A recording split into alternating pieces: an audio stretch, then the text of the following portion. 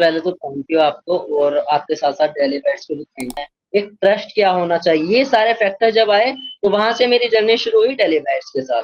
तो daily bats से ऐसा था कि मुझे इस ईयर पेपर देना था, लेकिन मैं पिछले साल ही सारे वीडियोज़ कवर कर रहा था, सारी चीज़ें इन्फॉर्मेशन कवर कर रहा था, क्योंकि एक तरह से चेंजेज़ का पता होना चाहिए। जैसे आपको भी पता है मैम, काश डीओ ही मिल जाए। So Sameer, first of all welcome to Delhi. वहीं सिलेक्शन हो गया है सीआई कॉलेज में, सीआई नॉर्थ कैंपस में।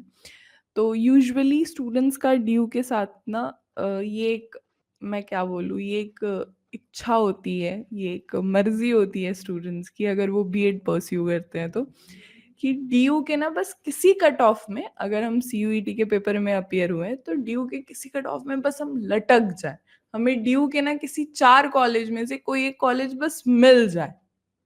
ठीक है, सिंस आप सोशल साइंस के स्टूडेंट हो, आपने शायद 04 का पेपर दिया था सीयूईटी, और उसके फर्स्ट कट ऑफ में ही आपको CI college, many congratulation for this. So before coming to thing कि आपने कैसे अपनी स्ट्रैटेजी बनाई, आपने कैसे प्रिपेयर किया, मैं जानना चाह रही हूँ कि आपका एक्सपीरियंस कैसा रहा था, क्योंकि आपने डी सीयूईटी के बैच में आपने इनरोल किया था, फिर आपने शायद डेली वाइट्स के मेंबरशिप वगैरह में भी खुद को इनरोल किया था। तो मैं जानना चाह रही हूँ ओवरऑल एक्सपीरियंस कैसा रहा डेली वाइट्स के बैचेस वगैरह का। समीर। सबसे पहले तो थैंक यू आपको और आपके साथ-साथ डेली बैट्स को भी थैंक यू। क्योंकि सिलेक्शन के पीछे जो है जो मेहनत है, उसमें जो गाइडेंस है, वो जिस तरह से प्रिपरेशन स्ट्रेटजी के बारे में थोड़ा गाइड करना सभी को, उसमें डेली बैट्स का बहुत बड़ा योगदान है। अगर डेली बैट्स नहीं होता तो शायद इतना ईज़िली नहीं हो पाते। और जैसे आपने कहा कि सभी स्टूडेंट्स का सपना होता है कि किसी एक कॉलेज में हो जाए। ऐसे ही हम्म। क्योंकि वैसे 4 कॉलेज हैं लेकिन मेरे लिए 2 कॉलेज हैं, क्योंकि बाकी 2 वुमेन कॉलेज हैं। तो उसमें मेरा भी, अब मैं अगर यहाँ पे आकर ये कहूँ कि नहीं मुझे तो सीआईई में ही मेरा होना था और मुझे तो पूरा वो सब चीज़ें ठीक नहीं है। लेकिन मेरा भी एक यही था कि या तो सीआईई हो जाए या एमवीसी हो जाए, कोई सा भी हो जाए, बस हो जाए। फर्स्ट में हो जाए, सेकंड में हो जाए, जहाँ होना हो। तो अगर मैं बात करूँ अपनी जर्नी की डेली बाइट्स में, डेली बाइट्स की जर्नी मेरी ऐसे ही रैंडमली शुरू होती है कि भाई एक फ्रेंड ने बताया कि एक चैनल है, इनकी वीडियोज़ देख, मतलब इन्फॉर्मेशन के लिए। तो मैंने कहा ठीक है देखता हूँ, क्योंकि मेरा ये मानना है कि अगर आप किसी भी चीज़ को करियर परस्यू करना चाहते हो, कुछ भी करना चाहते हो, आपको बहुत पहले से उसकी तरफ जाना होता है। अगर मैं यहाँ पर, शायद कुछ लोगों को ऐसे लगे कि ये चीज़ गलत हो सकती है या ये झूठ हो सकता है, तो मैं यहाँ पर एक चीज़ सच बताना चाहता हूँ। मुझे टीचर बनना है, ये मैंने 8th-9th में डिसाइड। काफ़ी सारे लोग ऐसे होते हैं जो अभी भी ये कहते हैं कि टीचर तो वो बनते हैं जो कुछ नहीं बन पाते। सारी चीज़ें छोड़कर जब कुछ नहीं होता तो टीचर बनते हैं। बट मेरा जी। ये मानना है कि टीचर बनने के लिए ऐसे टीचर भी चाहिए जो सिर्फ़ टीचर बनना चाहते हैं। तो वहाँ से जर्नी शुरू होती है, तो पूरी तरह से पहले से पता था कि हाँ भाई इस तरफ जाना है। फिर ये भी था, अब डेली बाइट्स में अभिलाष सर के जैसे जब वीडियोज़ होते थे, उस टाइम सिर्फ़ अभिलाष सर के वीडियोज़ ज़्यादा होते थे डेली बाइट्स से रिलेटेड। अब कंटेंट आपका भी आता है मैम और बाकी सर का भी आता है। तो उसमें मुझे फिर यही चीज़ नज़र आई कि मैं खुद को इवैल्यूएट करूँ। फिर मैंने इवैल्यूएट करना शुरू करा। तो पहले मेरा ये मानना था कि नहीं मैं तो ऐसे ही कर लूँगा। जब मैंने इवैल्यूएट करना शुरू करा तो पता लगता है कि व्यक्ति कहाँ पर खड़ा हुआ है। इवैल्यूएट करने के बाद लगा कि शायद मुझे कोर्स लेना पड़े, तो फिर कहाँ से लेना है, एक ट्रस्ट क्या होना चाहिए, ये सारे फैक्टर जब आए, तो वहाँ से मेरी जर्नी शुरू हुई डेली बाइट्स के साथ। तो डेली बाइट्स से ऐसा था कि मुझे इस ईयर पेपर देना था, लेकिन मैं पिछले साल ही सारे वीडियोज़ कवर कर रहा था, सारी चीज़ें इन्फॉर्मेशन कवर कर रहा था, क्योंकि एक तरह से चेंजेज़ का पता होना चाहिए। जैसे आपको भी पता है मैम, डीयू का पिछले साल भी चेंज हुआ, उससे पहले बीएचयू का चेंज हुआ था थोड़ा-सा।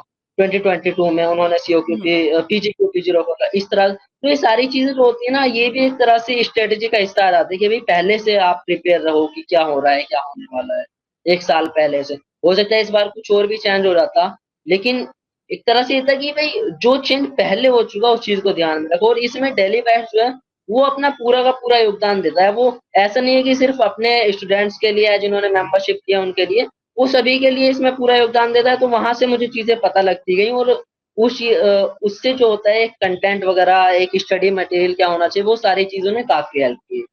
और अगर मैं सीधे तौर पर कहूँ तो जैसे पेपर में जो क्वेश्चंस थे वो इकोनॉमिक्स से ज़्यादा आ गए थे, सीओक्यू की हुँ, 04 में, लाइक काफ़ी अनएक्सपेक्टेड था ये।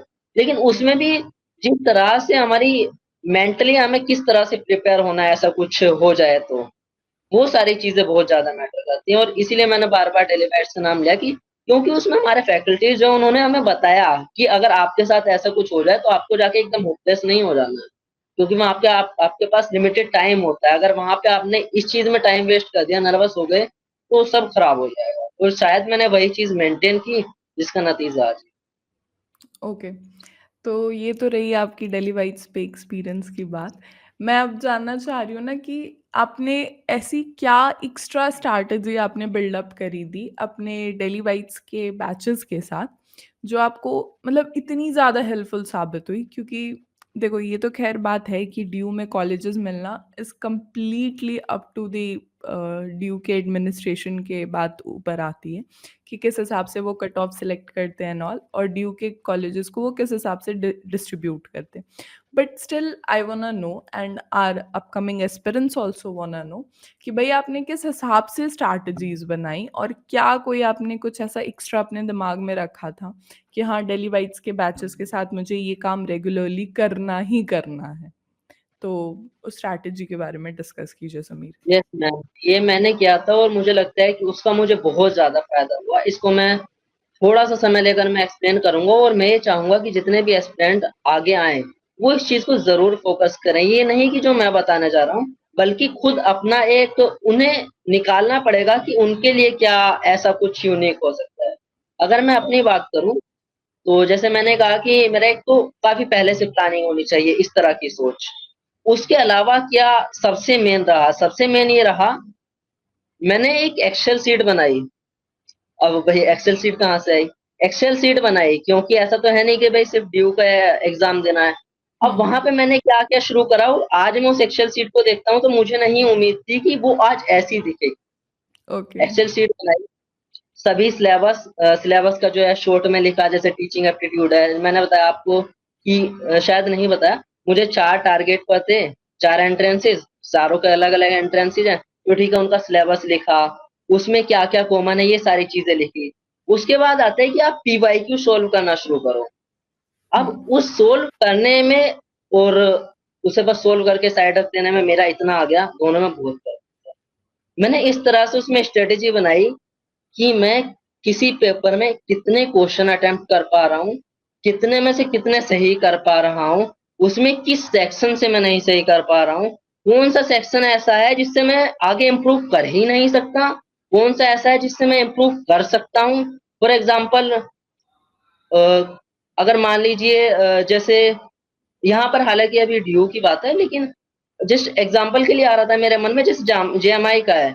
जेएमआई का मुझे पता था कि रीज़निंग में मेरे जितने मार्क्स आ रहे हैं, काफ़ी हैं और 2-4 रह रहे हैं, तो उन्हें मैं इम्प्रूव नहीं कर सकता। तो वहाँ पर मैंने समय नहीं लगाया, क्योंकि बाकी बहुत ज़्यादा एरिया ऐसा है जहाँ पे मेरा स्कोप बहुत ज़्यादा है। तो जहाँ आपका स्कोप ज़्यादा है और आपको कैपेबिलिटी है अपने ऊपर कि आप यहाँ पर इम्प्रूव कर सकते हो, वहाँ पर फ़ोकस कीजिए।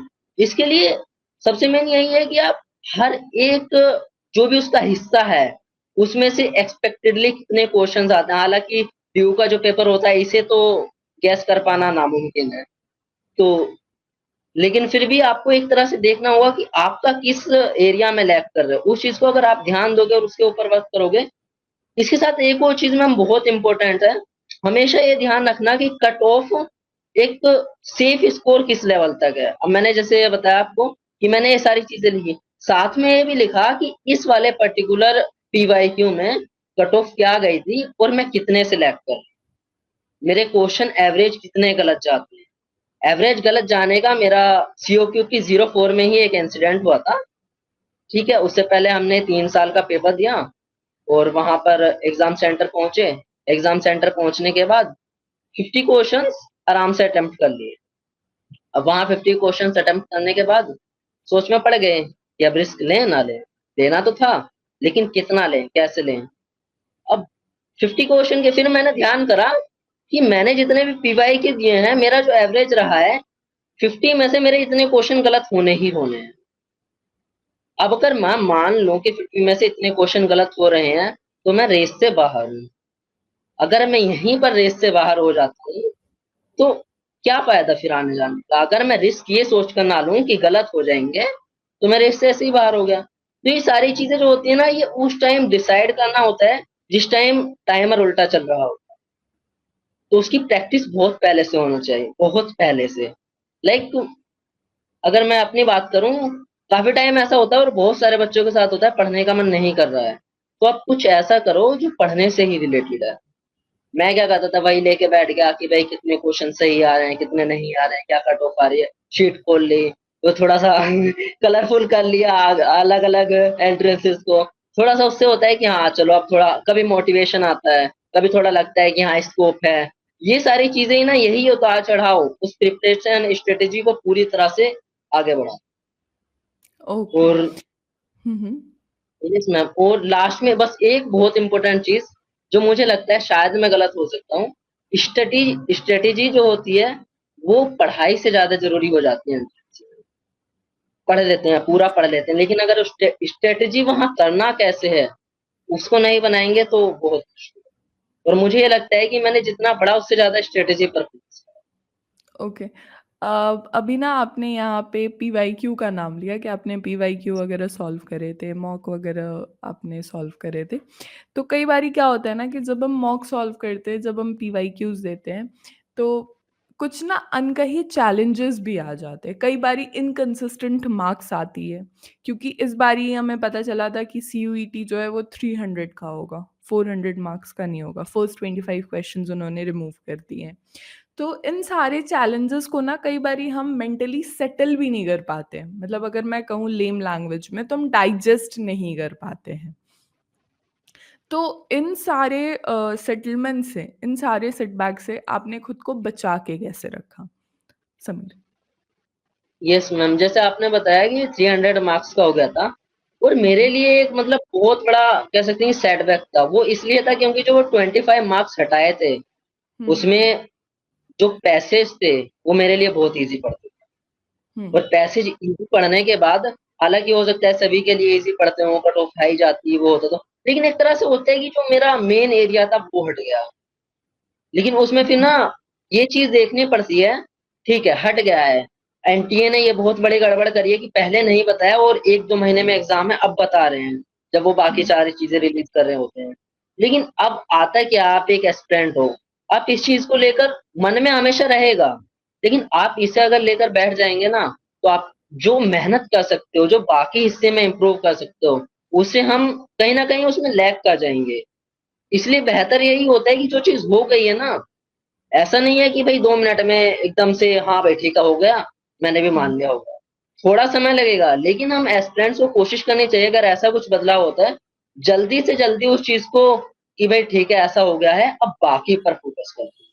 और सर एक चीज़ और कहते थे अगर कुछ भी हुआ है, तो आपके लिए नहीं हुआ है, सबके लिए हुआ है। यस। वो चीज़ें इस तरह की जो चीज़ें होती हैं ना, यानी कि फिर यहाँ पर वही बात आएगी गाइड करने वाले जो लोग होते हैं, वो अगर इस हुँ, तरह की चीज़ें आपको बताते हैं, आपसे कहते हैं, तो वो एक मोटिवेशन का काम करती है काफ़ी ज़्यादा। और उन चीज़ों को लेकर ही वो फिर प्लानिंग का एक हिस्सा हो जाता है क्योंकि अगर ये चीज़ें नहीं रहेंगी, प्लानिंग, मोटिवेशन नहीं रहेगा, ना तो हम पढ़ सकते हैं और पढ़ भी लेंगे तो उसको उस तरह से नहीं कर पाते हैं, मुझे ऐसा लगता है। और मेरे लिए तो ये एक सबसे बड़ा चैलेंज इसलिए भी था क्योंकि इससे पहले लाइफ़ का पहला एंट्रेंस था। इससे हुँ, पहले एक एंट्रेंस दिया था, स्कूल लेवल का था, स्कूल में एडमिशन के लिए, लेकिन वो इतनी बड़ी चीज़ नहीं थी।